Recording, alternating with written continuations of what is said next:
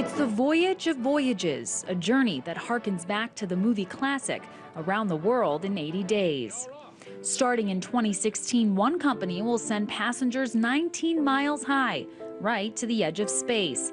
And it'll offer this service not on a rocket, but rather on a helium-filled balloon.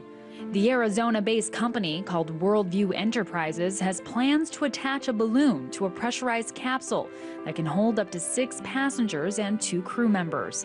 After lifting off, the balloon would take approximately an hour and a half to reach a height of 100,000 feet.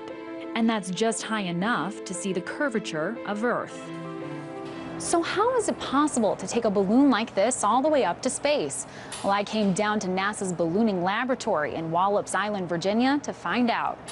This is where the magic happens, NASA's one and only ballooning workshop. It's home to a number of engineers and researchers whose sole focus is to make discoveries by sending scientific instruments up to the edge of space and back. Balloon flights are actually the oldest form of flight, and the physics are actually very simple. You have buoyancy in the balloon, it lifts you up to a particular altitude, and then you fly. Believe it or not, the concept is just that simple. On the ground, the balloon is filled with a very small amount of helium.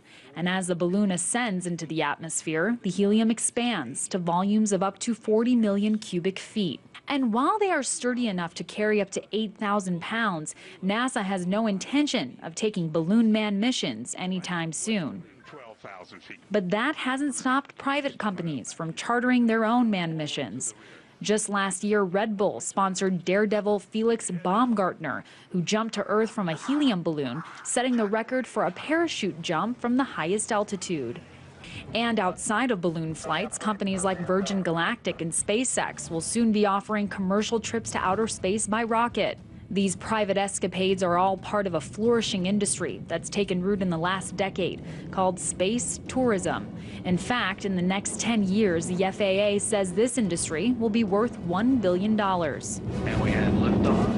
That's a large growth considering it was just in 2001 that Dennis Tito, an American engineer and multimillionaire, became the very first space tourist. It seemed very kind of cavalier at the time, and I think our track record has proven that even the wildest, craziest ideas can become a reality. That's Tom Shelley, the president of the company responsible for making that unprecedented mission happen. We arrange for very successful, very wealthy individuals to be able to fly into space, and we will look to continue to do that.